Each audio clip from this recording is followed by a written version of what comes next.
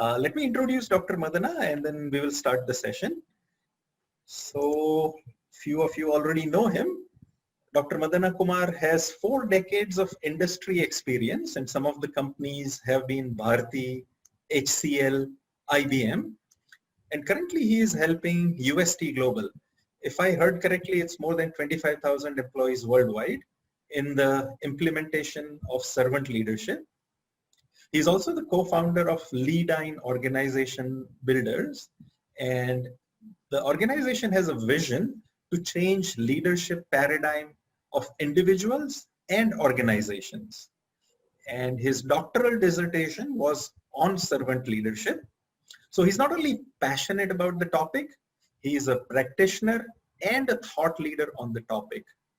He has worked tirelessly to spread servant leadership concept in corporates, in education, and in social sectors. He is a sought-out speaker nationally and internationally and a prolific writer. And he has won numerous awards, too many to list here, but ATD and CLO of the Year and whatnot. And it is my pleasure and privilege to welcome Dr. Madana for today's session.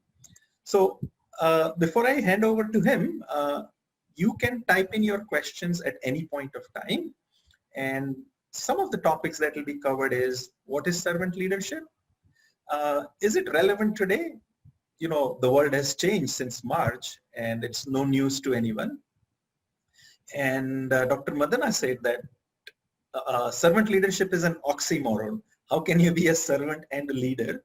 So I believe there are lots of myths around this topic and he can clear some of those. And other concern that comes up that, hey, servant leadership is all nice. Is it applicable? Can it be measured? Does it have impact? So those are the questions I would try and ask Madana Kumar today, and question and answers. So he will be presenting, I will be monitoring. Please use the chat profusely to type anything that you want to ask, and as and when appropriate, I might intervene. So Dr. Madana, the floor is all yours. And again, I'm so glad you could find time to do this with us. Thank you, Tushar, and thanks everyone for joining and sparing the time. This is, I think, as Tushar rightly said, the world has changed, and of course, we talk about the change that has happened since March, but all of us agree that that the world has been changing even before that. But what COVID did is to crash that change, of the next 5 years into the last 5 months. Correct? Exactly. That's what COVID did to us, right?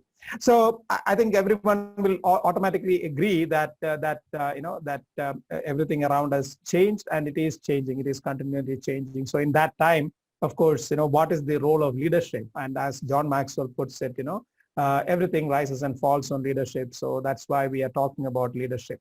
So what I'm going to quickly, go through before I get into what is servant leadership is, why are we talking about servant leadership, right? So in my discussions during the COVID and after the, before the COVID, we have realized that since the world is changing, knowledge, industries, and and then the explosion of internet and social media and all that stuff, and then now COVID, there is a desire in everybody to see some change in leadership, because leadership is important, right? So what are those changes is what I'm going to look at, and my conversations and my research shows that there are 4 tenets of this leadership that people are now looking for. Okay, so the first one is about power, right?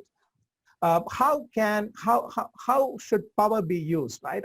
All of us know that is leadership and power has always been married together. They've been bedfellows, right? We can't separate leadership from power. But if you really look into the history, it is people who used power appropriately who are remembered as good leaders, and people who use power in an inappropriate manner or misused power are seen as bad leaders, right? So the concept of power really, power being concentrated on only a few people will not be tolerated anymore, and people who use power over others will not be tolerated anymore. But followers are looking for people who can share power with, right? And power should be used for society's benefit rather than for individual benefit, right? And power should not be used for generating profits at any cost, because people are, asking, look, that is not just the outcome of our world and of our work and things like that. So, it should also be used for goodness rather than just for, satiating the greed of certain people and things like that. So there is a paradigm shift that is going on around the use of power itself. So that is tenet number one. The tenet number two is interesting, and this actually is accentuated by COVID, right? People have started realizing that, look, there must be something higher in life than achieving the objectives, getting a salary, and and stuff like that. So people are really started looking at, look, there needs to be a higher power for higher purpose for whatever we do, whether it is an organization, whether it is in family, whether it is in our social circles, or whatever it is, there needs to be a higher purpose, right? And that purpose could be derived for people who are spiritual. It could be from spirituality. People who are, into charity work. It could be from altruism, but it must all be centered around ethics, right? So the leaders need to be highly ethical and stuff like that. So the second tenet is around the purpose. The first one was around power. The second is about purpose. And the third is around values, right? So the third tenet is around values. Now, people are really looking for leaders who would actually be, practicing and walking, not just the values that are pasted on the conference, room wall or in the reception and then forgotten about, but people who are really, looking at values that people, leaders have. So sort of a value-based leadership. So that's the third tenet, right? And the fourth tenet is very interesting. The fourth tenet is what I call as, success versus significance, right? So, basically, if you look around, you will find four types of people, right? First type of people are who just go with the flow in the, get up in the morning and then there's no enthusiasm. People who really have eat, sleep, repeat, mentality, right? So that's all that they have, right? Eat, sleep, and repeat. Just go through the day, right? So those are the people in that first quadrant, which we call as the life of survival, right? And then there, of course, the second category where, people who say, oh, look, I'm useless, I'm nothing, you can do whatever you want with me, and, then climb over and stuff like that. People who lead what we call as a life of self-abasement. People who have very low, a sense of self-worth, right? So that's the second category. Now, in the corporate one, you may not find those two categories, but the third category that I'm talking about, success, you will find a lot. And a lot of corporates in the past have actually promoted that culture, right? Go be successful, achieve results. If you achieve your results, you will be rewarded, right? So a lot of organizations have knowingly or unknowingly encouraged and promoted individual achievements at the cost of others, right? So what has happened is people have started looking for success, and and basically it's about adding value to yourself, right? So as you can see in this matrix. But I think the time has come when people would start asking, look, okay, look, you are successful, you have achieved your goals, you have attained something, but what have you done with it for others, right? How did you add value to others? So that question is certainly coming up, right? And that is really what I call as the life of significance, right? So I think there's the time has come when people have, started asking this real question about, look, do you just want to be successful, or are you going to be significant by adding value to others, and and then things like that, right? So these are the four tenets that my research or my discussion show up in this. So and obviously the question is there one leadership philosophy that encompasses, or that is an answer to these four tenets? And that is where we bring in servant leadership as the answer. And as Victor Hugo says, there's nothing as powerful as an idea whose time has come, right? And so that is really why we are talking about servant leadership. So so I just wanted to address why of servant leadership before I go into what of servant leadership. So let me pause here and see, Tushar, if you or others have got any questions on this, and then we can get on to the next aspect of what is servant leadership, and and then what can we do to actually make it practical. Correct. anyone has questions, you can unmute and ask or type. Otherwise, we can ask him to go forward. Madana, I just have a doubt. I think it's without, the success is not possible without, adding value to others. If you add value to others, then I think success will come. Otherwise, it may be a short-term success, but long-term you will not be able to achieve anything without adding value to others. That is a great point of view, Ajit. Yeah, that's true. Now, but however, you know of organizations where, for example, salespeople are rewarded purely by the amount of revenue that they generate, right? And stuff like that. So if I have to take an example outside the context of corporate, right? Like for example, an athlete, right? An athlete, goes and achieves things, gets a gold medal or whatever it is, but that is their own individual achievement, right? It doesn't necessarily add value to anyone else unless the person chooses to use that fame and that thing for adding value to others, right? So that's so you will actually see a lot of corporates in the past have promoted this individual achievement, right? I mean, I'm sure you have seen organizations where individual achievement is valued and rewarded immaterial of what happens to the team and things like that. Of course, you're right.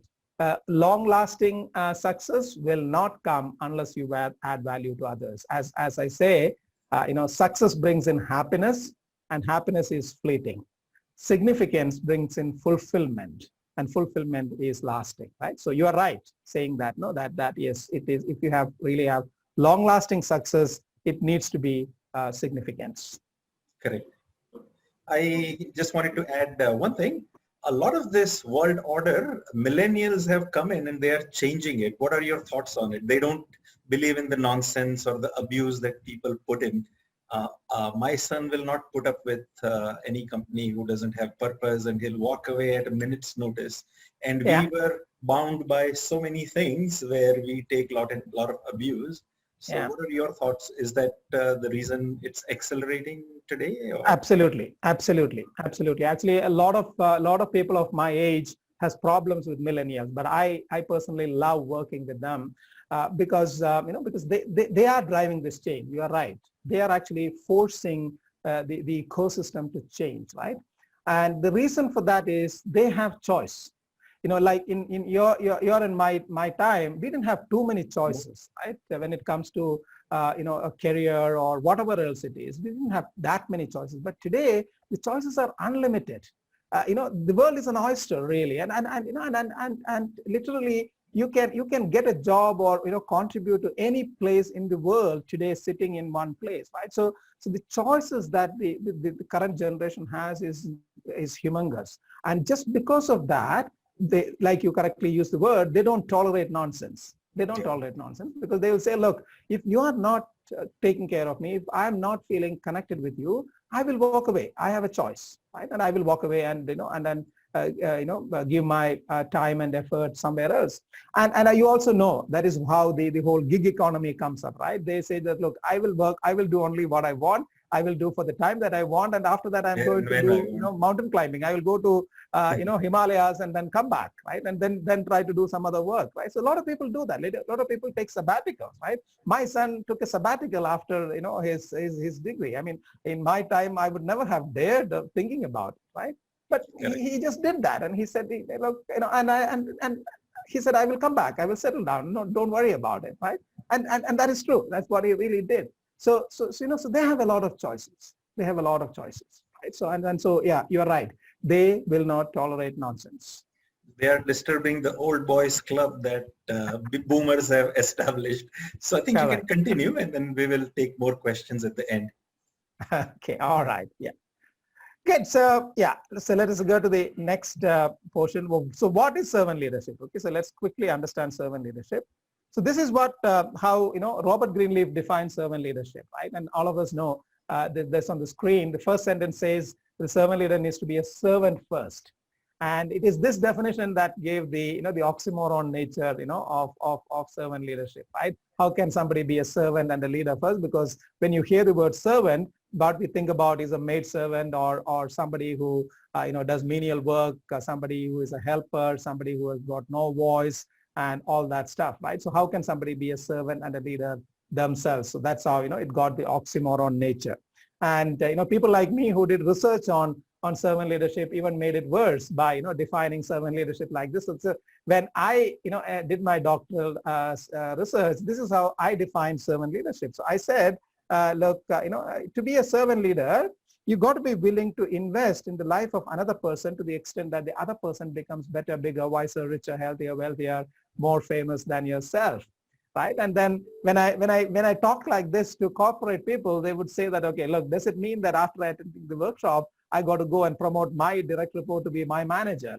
Does it mean that after I attend the workshop, I got to go and give my direct report a salary increase, which will make his or her salary double than of myself? Is that really what is expected? Because that's what the definition says, right? Invest in the life of another person to the extent that the other person becomes better, bigger, wiser, richer, healthier, wealthier, more famous than yourself. So that is the true definition of servant leadership. But what happens because of this ideal nature associated with servant leadership is a lot of people were put off with servant leadership, right? And that is where I also give them what we call as a practical definition of servant leadership. So while I would like all of us to know that this is the true definition of a servant leader, somebody who invests in the life of another person to the extent that the other person becomes better, bigger, wiser, richer, healthier, wealthier, more famous than himself or herself. There is also a practical definition that as long as when you're doing something in an organization, you keep the interest of the team ahead of your own self-interest, right? Ahead of your own self-interest. So if you do that, you can still be a practical servant leader, right? So that's really the definition of practical definition of servant leadership, right? So that's how we today define servant leadership. It is a philosophy that that places the interest of the team above the self-interest of the team leader himself or herself. Okay, so let me pause here again. I think this is a good place to pause and ask for so do we know what servant leadership is about, right?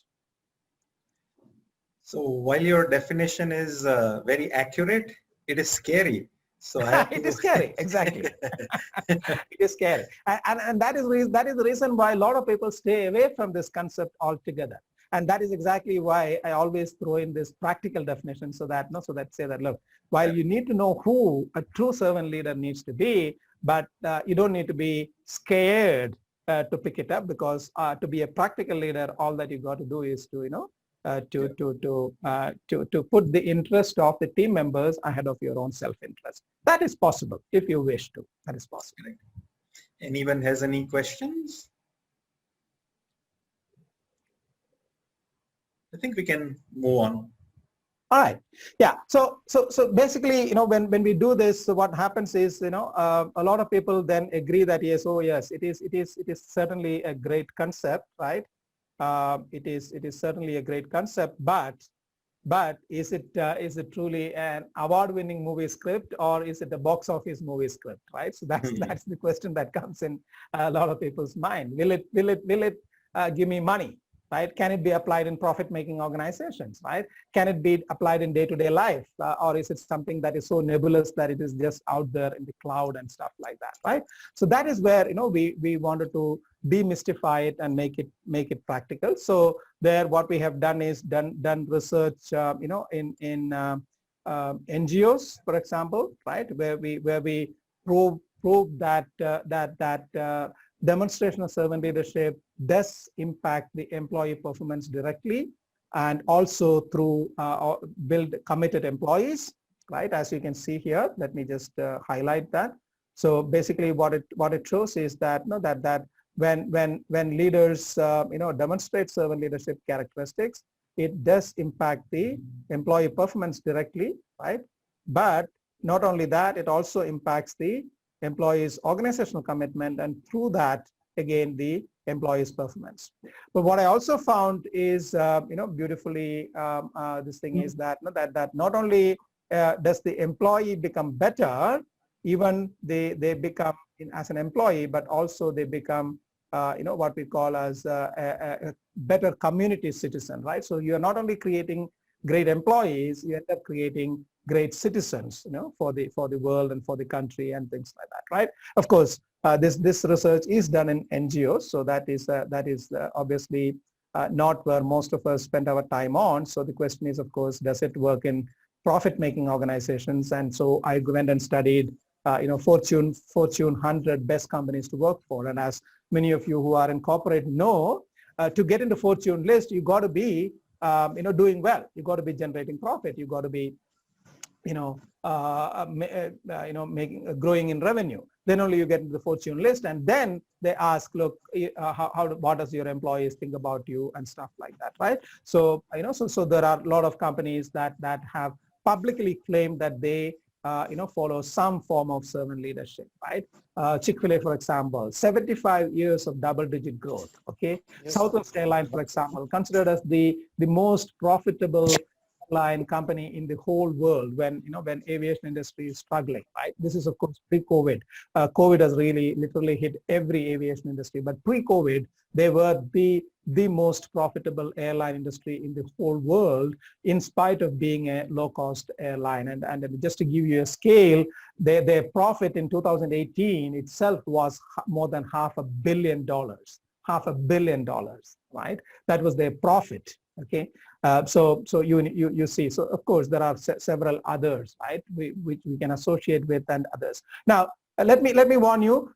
I'm not talking about perfect companies, right? So if, for example, you may find that, look, Nestle, we have had problems, right, about what they're doing with their food products and stuff like that. So should we really take them as an example, or or stuff like that, right? But the fact is that what I'm highlighting is that, look, these companies claim that they follow some form of servant leadership, and they are profitable companies, they are growing companies, and and then things like that. So there are sufficient case studies out there to prove that it works in in profit-making organizations, right? So that's something that I wanted you to remember from that point of view, right? And then, of course, the question is, can it be measured, right? So there are several ways in which servant leadership can be measured. We ourselves have come up with this,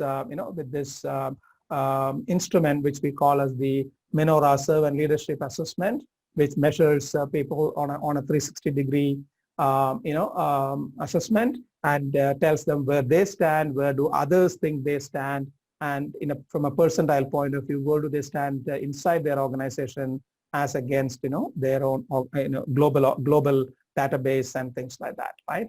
And what we have also done is to develop what we call as a practice guide, which can help people through what we call as a 4-day framework, where they can literally go and create an action plan that they can apply on their day-to-day life. So basically, what we have done is to try and answer these 3 questions. Does it work? The answer, at least to me, from all the case studies that I have gathered, is yes, it works, and it works even in a profit-making organization. Can it be measured? Yes, there are several instruments that measure servant leadership behaviors, and we have our own instrument that measures servant leadership instrument. Now, is it actionable? Yes, we have created a practice guides that can help people to implement servant leadership in their day-to-day activities, as well as in their organizational context and things like that. Okay? So those are some of the things that I wanted to highlight here. So yeah, let me pause here again and see if there are any questions before I wrap up and see how we can help those who need. Yeah. Sandeep asked a question. How does it fit with other leadership models? Yes, excellent question, Sandeep. So there are obviously other good leadership models. Transformation leadership, situation leadership.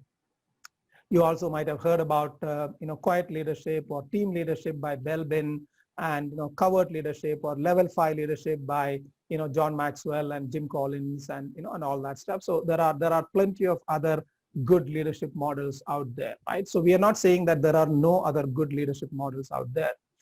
But what my studies show is that servant leadership is distinct from all other good leadership models, in the sense that this is the only leadership model that balances results and relationships beautifully, right? So, and it does so by placing employees in the center, right? So if I just give you one comparison, okay, you look at transformational leadership. All of us know that it's a good leadership philosophy out there, and those of you who have studied leadership know that it is a great leadership philosophy.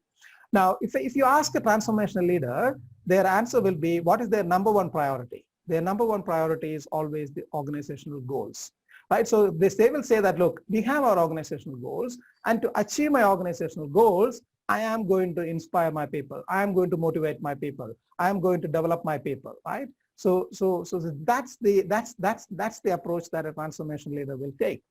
But if you ask a servant leader, what is their first priority? They would say, employees are my first priority.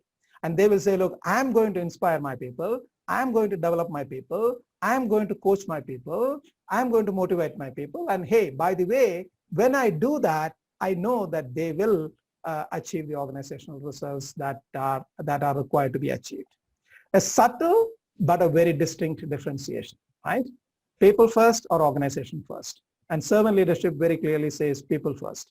And as Ken Blanchard says, profit is an applause that you get for taking care of your people. So he says, if you take care of your people, they will take care of your customers. They will take care of your top line and bottom line. They will take care of your shareholders. You don't need to worry about it, right? So the focus shift from chasing organizational goals and using people to chase organizational goals to taking care of people and trusting that they will contribute to your organizational goal achievement. So that's the big difference between any other leadership philosophy out there and servant leadership philosophy.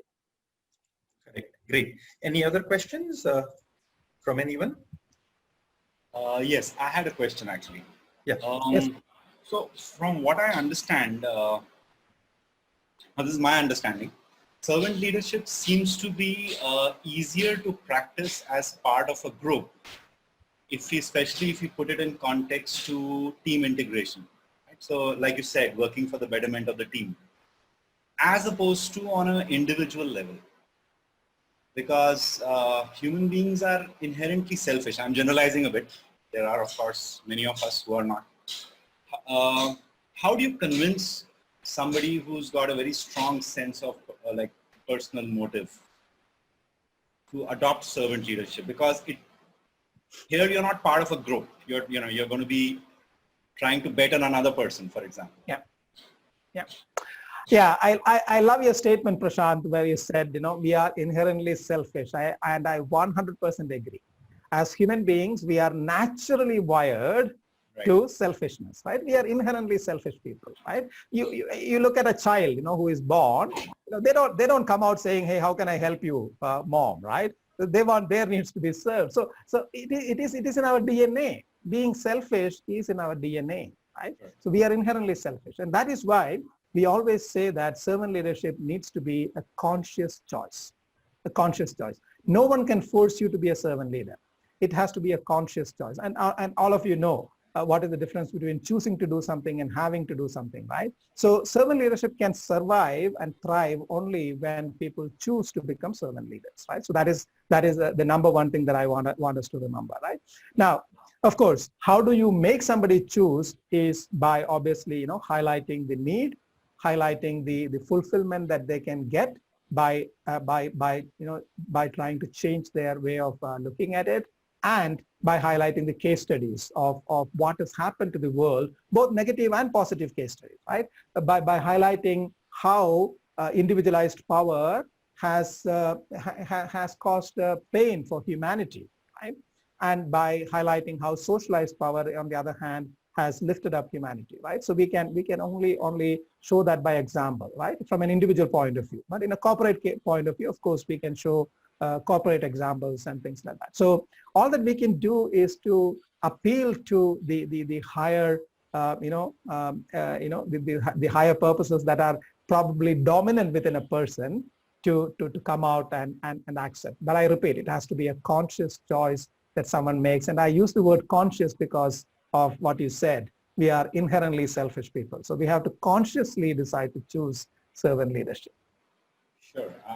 I love it when you said that the conscious choice is it's a lovely term. I might be jumping the gun a bit here. Are you going to share one or two case studies where it actually helped to convince, for example, an alpha male or a very battle-weary general to adopt servant leadership? Sort of like a mindset change, like a paradigm shift. Uh, yeah, Can I you- do yeah. have an example, but I wasn't planning to share here. You could Just actually one, yeah, very yeah, check it out. There is, we do use that case study, in our workshop. Mhm. It's a story of General Goldfein from U.S. Marines and U.S. Air Force, actually. Yeah. So where he initially, when he went to the Air Force Academy, U.S. Air Force Academy, he was very proud and all that stuff, and he actually left the academy because he couldn't fit in. And then he realizes that the world did not, revolve around him, and then he comes back and becomes a servant leader, and thereby becomes a great general, right? So that story is available. I can share that with you from an individual transformation point of view, right? But most of my studies, because I'm primarily targeting corporates, so most of my case studies, most of my stories are centered around organizations, right? So that is where my focus is on, because what I believe is that ultimately individuals need to become an organism, and and then they should be able to serve an organization or society and things like that. Okay. Sure. Can I add a I really thing appreciate here? Sorry, Prashant, go ahead first. that answers my query. Thank you. Right. What I have found, it will just take 30 seconds, is that only time a person changes is when you can convince the person that your self-interest are aligned to the whatever you are preaching them or asking them to do. And otherwise the change doesn't happen. So that's my 2 cents worth. In coaching, I have seen it again and again, that they have led this one way and they have this fear based leadership, and they think that if I let go of these guys, they won't do anything. But once they see the benefit through either 360 or through either knowing that what really people think about them and what are the consequences or the collateral damage of just focusing on results, then maybe that green shoot may happen, and then things might. Yeah, yeah. The desire has to come from within, and what we do, as Tushar correctly said in our workshop, is to appeal to that inner self, and that's why in the workshop what we try to do is to address the whole person change. So that's why we say that, look, servant leadership is not a skill development program. It cannot be addressed at the skill level, nor even at the role level. It has to be a culture change, right? So that's why we say that, look, when we address a person, it has to be a person change. So in our workshop, we actually talk to their heart, we talk to their head, we talk about their hands, and we talk about the habits that they need to develop. And for example, again, in the heart section, we talk about the pride and fear, which Tushar highlighted. What are the pride and fear issues that I as an individual have, right? And then what damage can it cause to my team and things like that, and then bring them to a point of accepting that, yes, I am willing to look at replacing pride with humility and fear with confidence, and thereby I can be a better person and things like that. Now, of course, all this is only when they come to the workshop, right? So Prashant's question would be, of course, how do we even bring them to the workshop and stuff like that? Yeah, so those are areas that we need to continually work upon, and unless somebody is willing to change, they will not come, right? They will not come. So the perennial question is, how do you make the horse drink the water when he doesn't want to drink? Right. I think Absolutely. we can continue and then take some more questions at the end. Yeah. I don't have much to add now. Basically, what I wanted to say is, what do we do? So I'll just share a few of the examples. So we did talk about the workshop that we run, and the workshop is this. Actually, the workshop is what is called as the SLAM. We call it the servant leadership in action for momentum, right? So that is really what we do. And so primarily what it is about is this, right? That helps develop, translates from theory to practice, built around the measurement tools that gives insight to oneself, and ends with a practice guide. So typically that is what it is, right? And it's sort of a 40-year structure. It starts with an assessment, and then it goes to workshop, which is obviously customized to levels, and then we go on to coaching, because workshop alone never brings in transformation. That has to be translated into actions, and that is done through the coaching support that we provide. And then internally we provide people support to make them self-reliant, and and then go on and become servant leader champions and all that stuff, right? So that's really what we do in the 4th-year this thing, right? So you asked about some case studies. So these are some of the case studies that I personally have been involved in. Of course, I gave you some of the other case studies. For example, the organization that I'm working on, UST Global, we have been working for almost 2 years now, and recently, just about last month, our CEO was listed as one of the top CEOs by Glassdoor, right? In the world, the global CEOs who are the top CEOs who are chosen by the employees, right? So that transformation, for example, is not easy to come there, right? So that was one of the achievements that we have got. And of course, in the corporate where we work in, we have it's become a people's movement, right? There are a lot of people who are now signing up for this workshop. There are people who are becoming champions of this cause, right? So, and they are running the program themselves, right? I don't need to really run the program by ourselves. And remember, these are programs are being run by people who have their day job, people who have P&L responsibilities, right? And they are the ones who are running this program in the organization, right? And we have literally workshops running every week and across the globe, right? Different time zones and all that stuff. And every workshop is sort of full and overflowing. There is a waiting list for every workshop till December. So that's the type of movement that has been created within the organization.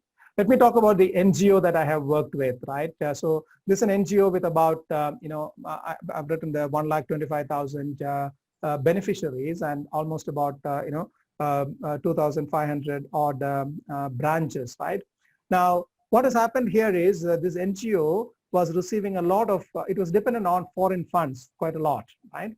And, recently they took a decision to tell the foreign donors that, look, we don't necessarily need to depend on you. We will generate our own funds internally within the organization. And so that, you can devote that money to other needy areas like, Africa or South America or wherever it is required. And we can become self-sustained within India. So that's again, as part of the servant leadership movement, the involvement of the people that generated that type of a confidence in the people, right?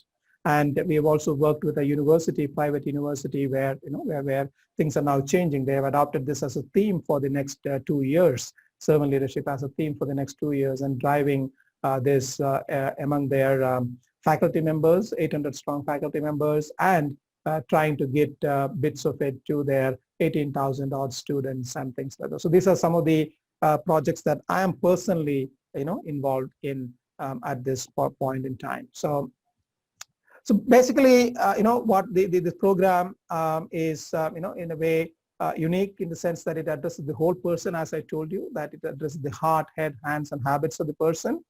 It is enduring because it provides you with, coaching support and then reaching self-reliance. It is personal because it talks to you through personalized 360-degree assessment that you get about where you stand on servant leadership behaviors. And it is actionable because it ends with a practice guide. So that's how we work on it, and it addresses all levels of people, right? Whether it is team lead or whether it is an individual contributor, or whether it is CXO, we have we have solutions, because that's, as I said, we want to address this at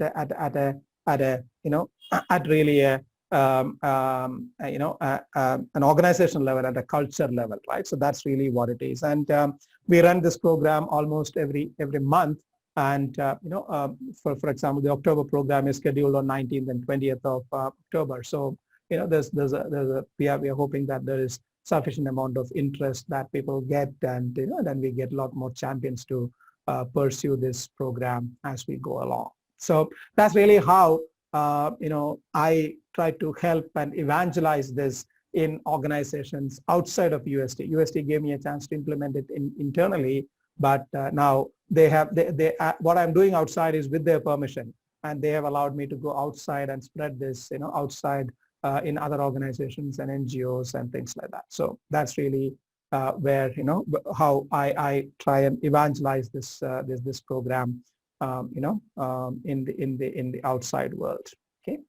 So that's really what I wanted to share now, unless you have some questions. So I'll completely open to your questions and comments and things like that. Yep. So how does it, with our mindset, we are kind of, I'm not sure, suited for servant leadership, whether you see it social or politics or any other way. Any examples of an Indian organization adopting and seeing the benefit in it? The two organizations that I talked about are Indian, where UST Global is, and primarily we have a lot of our workforce in India, and the movement started in India. And it is primarily owned and managed by Indians. So it's not a Western organization, though it is headquartered in California, but it's primarily our CEO sits here, right in Bangalore, right? So, and he's the one who is, voted as one of the top 25 CEOs in the whole world, dealing with COVID situation, right? So he sits right here in Bangalore, right? So it's practically an Indian company from that point of view. And so that's one example. The NGO that I talked about is an Indian NGO, right? So we do have some of those cases running. Now, we also have some other cases like, for example, Tata's, right? So you will probably find this in their DNA, where a lot of leadership gurus like Simon Sinek, for example, talks about what happened on 2611 case at the Taj Mahal Hotel in Mumbai, and how Ratan Tata and his leadership team responded to that, and how the employees responded to that as examples of a servant leadership culture. So there are cases like that. However, somehow in the Indian context, nobody wants to name it as servant leadership. And that's one reason why, I'm not able to pick somebody and say that, okay, this is an organization that follows servant leadership, right? Novartis, for example, a pharma company, though they are based in, again, Switzerland, it's got a lot of Indian presence, and, even in the management team, their CEO is an Indian, their CHRO is an Indian, right? They again, if you look at their public thing, they go after servant leadership. They say that, look, this is what we want to pursue and things like that. So there are a lot of organizations like that, So what I have found is this, Tushar, if the organization, has, the knowledge-based industries, for example, they have a natural affinity towards this because they deal with millennials, they deal with a lot of people who have choices and things like that. Organizations who have some sort of local connect, global connect. Either their clients are global or their principals are global or stuff like that. So they are open to this idea as such. It's so sad, no? We have this culturally and religiously and whatever. We had this concept of serving others. Somehow we have lost it, and the Westerners have to teach it back to us. Yes, exactly. Yeah. And I think you mentioned correct. We kind of joke that the people who make hard goods, their heads are slightly harder, and then people who make the soft goods, software and pharma, their heads are a little bit more amenable to other ideas. And right. Any other questions from anyone? Yeah, Tushar, I have one for Dr. Madan. Yeah. So basically, I've been a big advocate of the servant leadership model, and whatever you said is exactly very much applicable and adds value to any organization basically which looks at employee first, which focuses on the employees. But don't you think within the organization itself, there should be a sort of a cultural change, like not just the leadership teams, but also the employees should be, have a, peculiar type of leadership culture, like in our organization, we have something known as personal leadership expectation, which we expect every employee. We are in the process of building this. So we expect every employee, right from a janitor to the CEO, to have those personal leadership expectations. Like there are 9 plus 1 is for the, so does not having a culture in the workplace become a necessity before we get into this side of leadership styles. Yeah, absolutely, Narayanan. I agree with you. Organizations will reap benefits when it becomes a culture, when you address it at a culture, right? At a culture level, not just as a skills level. That's why I said servant leadership is not a skill building program. It is not a program meant for some specific roles and things like that. So it has to be addressed as a culture level, right? So that is 100% true. Now, having said that, let me also state that, however, if somebody in the organization decides that that they would want to pursue this model, this philosophy, it will still be beneficial to them from their limited team point of view. Of course, it will not give you the high impact that we can get if it is addressed at an organizational culture level. But even individually, if somebody picks up and applies it, you can easily make that particular team somewhere between 15 to 20% better than any other team within the same organization, even when the organizational culture doesn't support it, right? So I'm agreeing with you that it is best when when organizational culture supports it. But even if it is not, even at an individual group level, someone can make a difference if they choose to adopt this or demonstrate this, accept this. Yeah. Agree. May I add one related point? The research on psychological safety shows that psychological safety lives at team level. So team level is the smallest part of culture. Then you can go division, then you can go location, geographies, and international. So the greatest impact, the same company with 20 branches or 100 branches would have cultural differences. And so the culture kind of starts at a team level and it spreads across. So therein, a lot of times we miss this opportunity as leadership development professionals, as well as employees in large organizations, maybe HR professionals or others. That is where we see this opportunity, we miss this opportunity. And so same organization can have 10 teams, and if you measure psychological safety or servant leadership, the levels would be completely different. So same culture, same organization, but it is different. And it starts with how the leader models the behavior. So one team I can definitely impact is people who work around me. So that's my 2 cents worth. Yeah. Thanks, Tushar, and that's absolutely right. I always say this, and many of you know this, whoever has studied change. There are 2 ways in it for introducing change, right? One is with the big bang announcement, pyrotechnics, and then high show and stuff like that, right? You announce a change, organization-wide change, and then you force it down, to everyone. So that is one way of announcing the change. The other way of announcing the change is when you introduce it stealthily into one team. And then, that team succeeds, the others see it, then by word of mouth, the others feel attracted to it and they want to try it out. And, and then then it becomes, by that, what we call it the starfish methodology, it spreads across and it becomes a culture, right? And change, change advocates always believe that, that the second type of change, which is what we call the stealth mode of change, is more sustainable. It does take time. It does take time. It doesn't take, it doesn't happen like a surgical change that is, big bang announcement that happens from the organization. But, a stealth mode change becomes a lot more rooted within the organization, and then it becomes very difficult to change. Right? Yeah.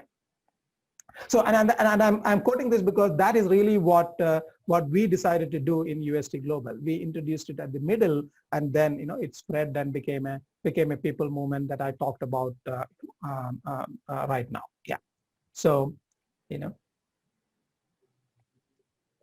Any other questions before we let Dr. Madana off the hook? Hey, Madana, this is again Ajit. Just wanted to understand, you've been working in this servant leadership for maybe around 2 years now, and just wanted to understand which, is it a junior level of people or the senior leadership team or the middle level people? Which are the teams you find interesting to work with or easy to work with or difficult to work with?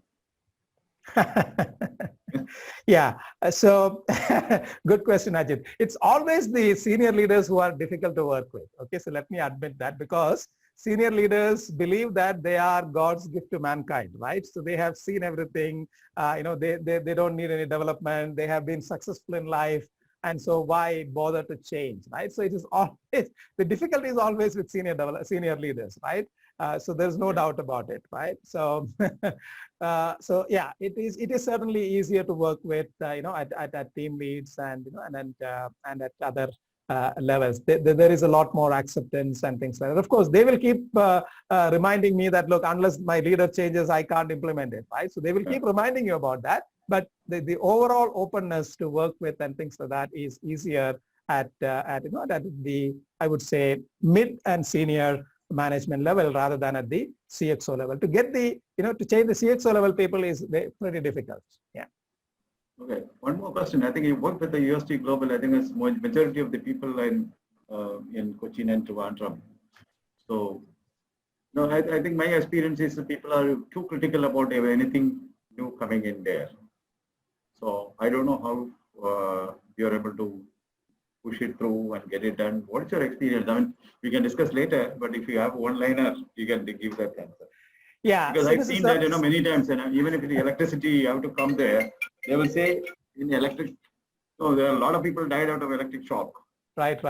Yeah. They will look at that as the first thing. So, we always have 127 reasons as to why it will not work.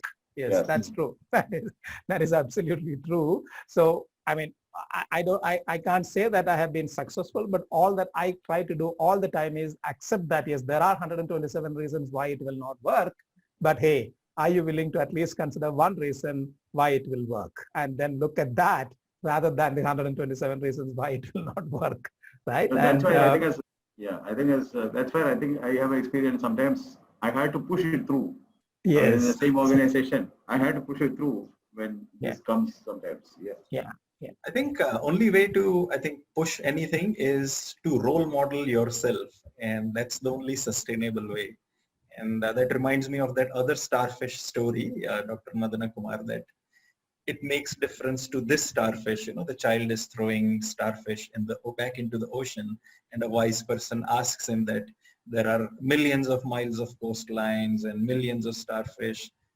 Is it going to make a difference? And he picks another one up and throws in the water and says it makes a difference to this one. So I think that's the attitude. And you inspire us. We can see that you are really passionate about this topic. Maybe we will take one more question. I am. So last question, going, gone. Anyone? So, okay, then I'll add a few things.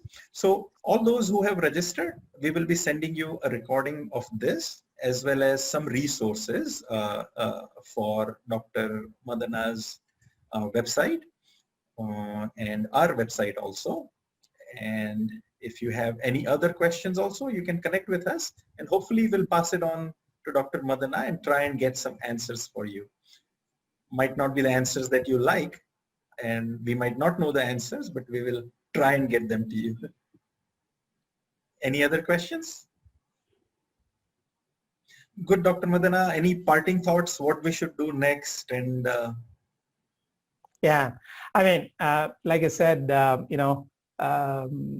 it has to be a conscious choice. All that I can appeal to you is to make that conscious choice, right? I always say the story, and with the permission of my wife, when I go shopping with my wife, after the third shop and the fourth shop, she is all excited to get into the fifth shop and the sixth shop, and I start looking for a coffee shop, right? This is because it is an activity that I had to do because I love her, I'm married to her, and I have to go back with her in the evening, at home. But because it is an activity that she chose to do, it energizes her, right?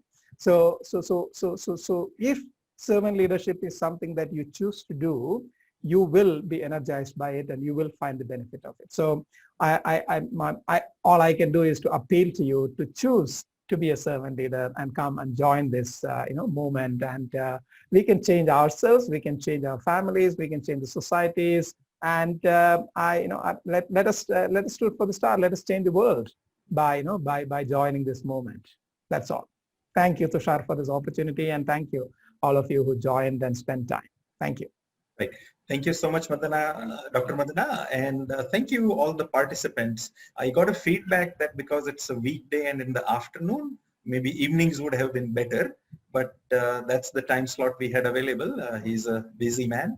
So once again, thank you so much and stay connected for future webinars. And any questions on this, please connect.